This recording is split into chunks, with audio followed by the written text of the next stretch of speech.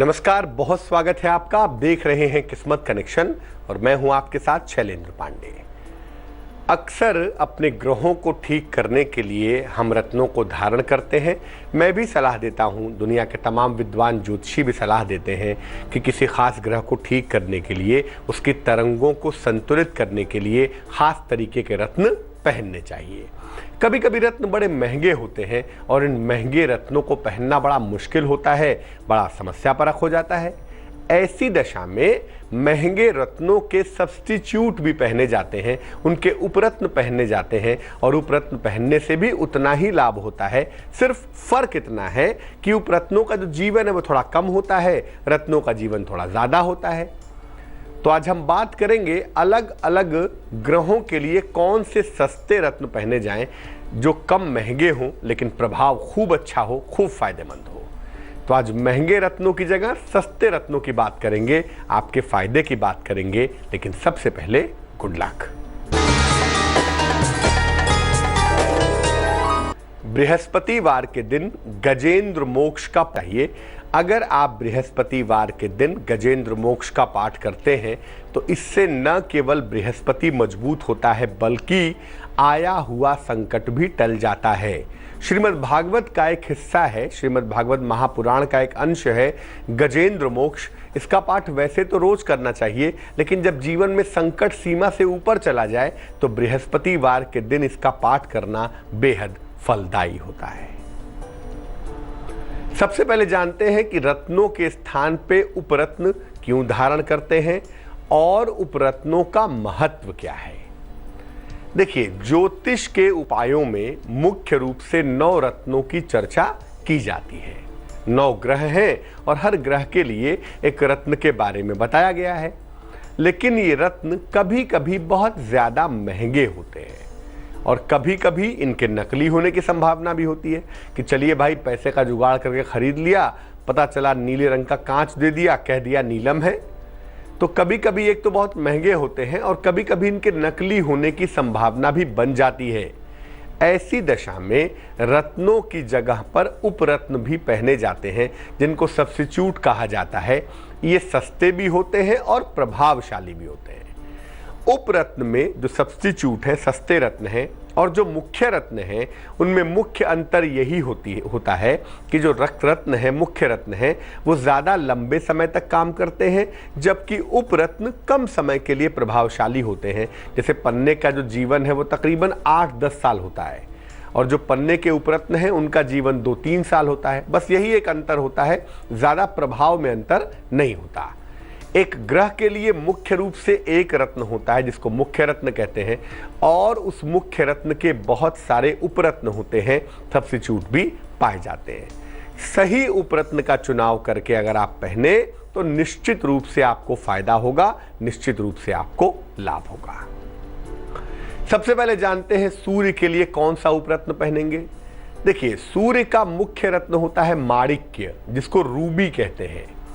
माणिक्य की जगह पे तांबड़ी पहन सकते हैं, लालड़ी पहन सकते हैं, लाल तुरमली पहन सकते हैं और गार्नेट भी पहन सकते हैं।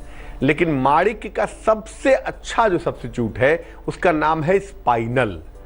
अगर आप माणिक्य नहीं खरीद पा रहे, काफ़ी महंगा है, तो स्पाइनल पहन सकते हैं और स्पाइनल गजब का काम करता है। बड़ा खूबसूरत सा पत्थर है। स्पाइनल पहनने से आपको लाभ हो सकता है।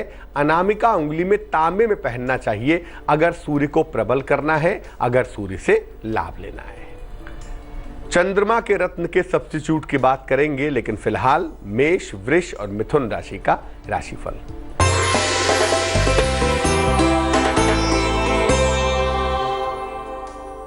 मेष राशि, आपकी धन संबंधी समस्याएं हल होंगी। संपत्ति खरीदने के बारे में सोच सकते हैं। जीवन साथी का स्वास्थ्य बिगड़ सकता है। शुभ रंग आसमानी और भाग्य होगा 71%।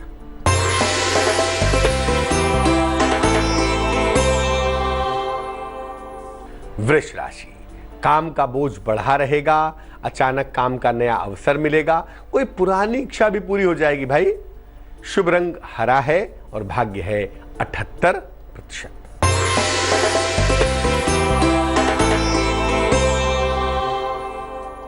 मिथुन राशि, दिन भर आराम की मुद्रा में दिखाई दे रहे हैं।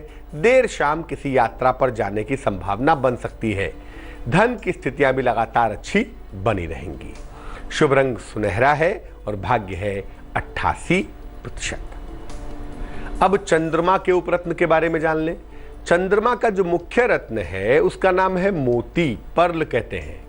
और मोती के जगह पर जो रत्न पहने जाते हैं, जो उसके सब्स्टिट्यूट हैं, वो है मूनस्टोन, एगेट, और कहीं कहीं पर मोती की जगह पर सफेद वाली हकीक भी पहनाई जाती है।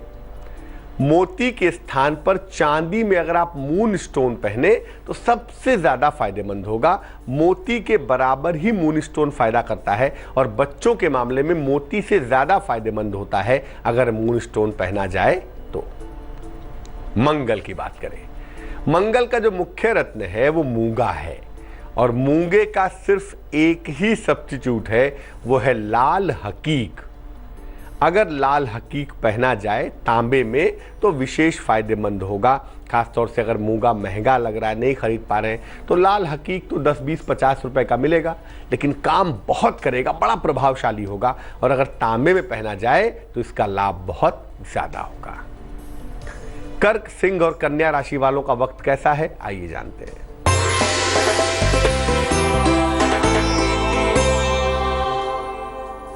कर्क राशि, नौकरी में उतार चढ़ाव समाप्त होगा। अचानक कोई काम आपका बन जाएगा। संतान को बड़ी सफलता की प्राप्ति होगी।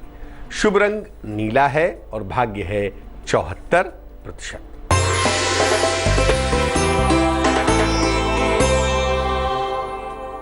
सिंह राशि, नौकरी व्यवसाय में मान सम्मान बढ़ेगा। विवाह और प्रेम के मामले में सफलता मिलेगी। पेट की समस्या परेशान कर सकती है, ध्यान रखें। शुभ रंग पीला होगा और भाग्य होगा 77%।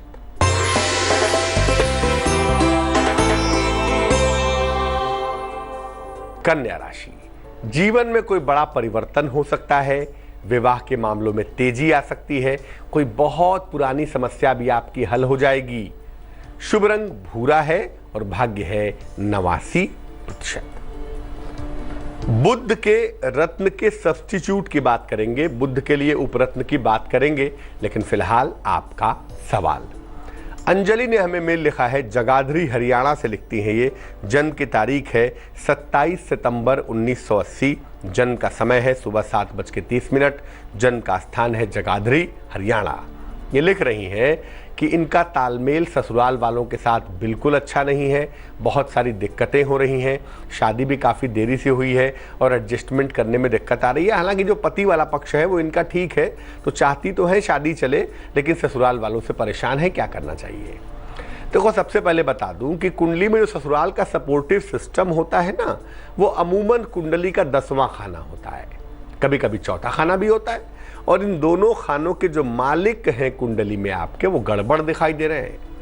रिश्तों का जो सबसे मजबूत प्लेनेट है मंगल, वो भी आपका कमजोर दिख रहा है।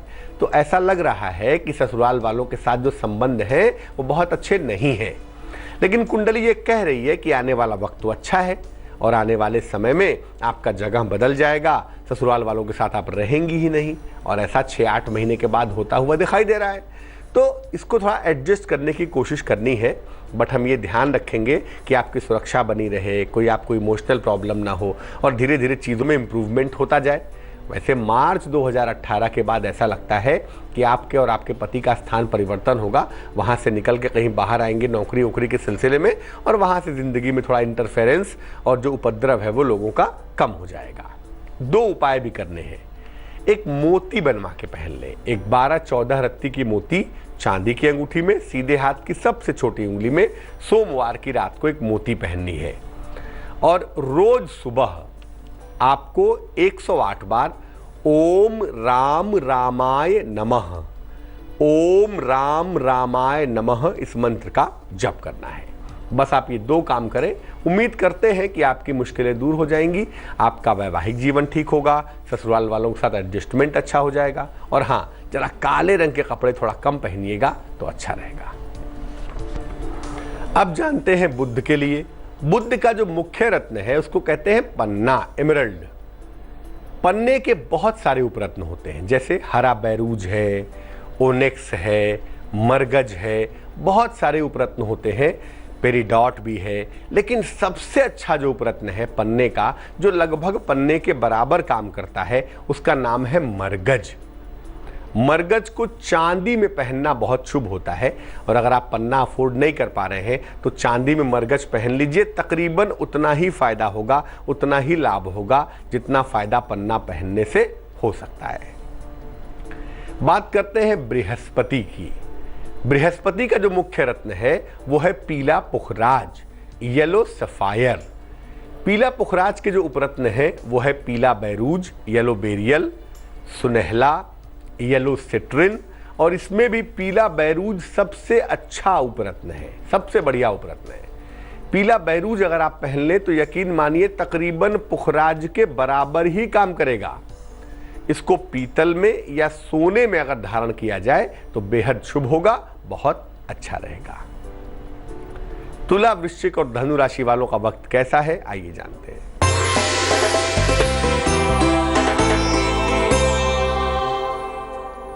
तुला राशि, आकस्मिक धन के लाभ के योग बन रहे हैं, संपत्ति का विवाद हल होगा, कहीं मनोरंजन के लिए घूमने भी जा सकते हैं। शुभ रंग नारंगी और भाग्य होगा 75%।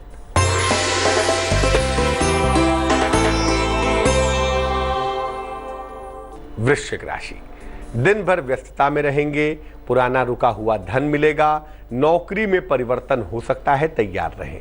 शुभ रंग लाल और भाग्य होगा 81%।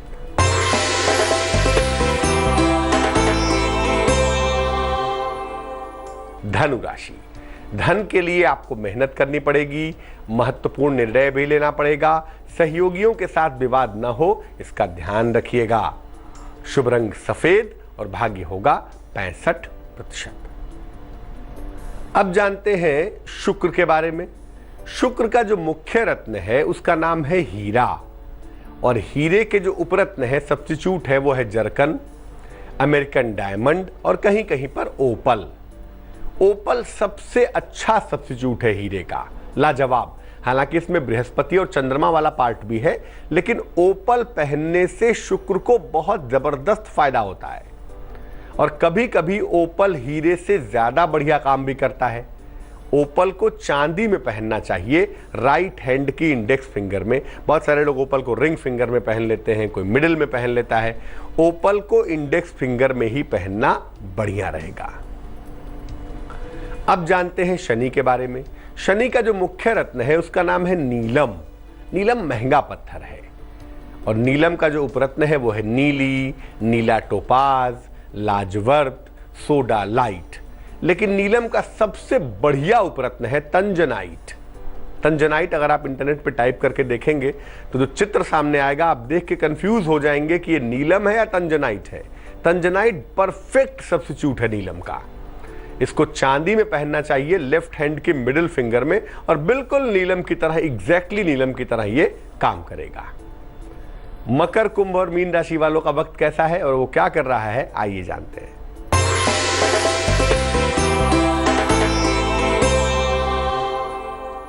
मकर राशि, अचानक सेहत आपकी बिगड़ सकती है, नौकरी में मुश्किलें आ सकती है, और धन के लिए इस समय आपको परिश्रम भी करना पड़ेगा। शुभ रंग बैगनी और भाग्य होगा 50%।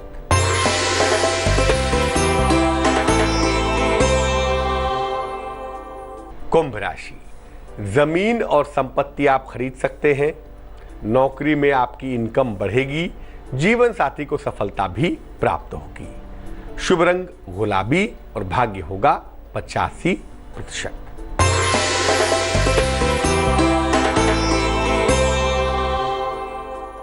मीन राशि, काम के सिलसिले में यात्रा करनी पड़ सकती है, धन संबंधी मामले आपके इंप्रूव करेंगे, सुधरेंगे, और हो सकता है करियर के मामले में आप कोई बड़ा डिसीजन लें, कोई बड़ा निर्णय लें। शुभ रंग धानी और भाग्य होगा 69%। तो आज हमने ये जाना कि अलग अलग महंगे रत्नों की जगह पर उनके उपरत्न कैसे पहने जाएं, और कौन कौन से उपरत्न होते हैं, और उसे पहनने से किस किस तरह के फायदे होते हैं। अब जान लेते हैं क्या है आज की सलाह।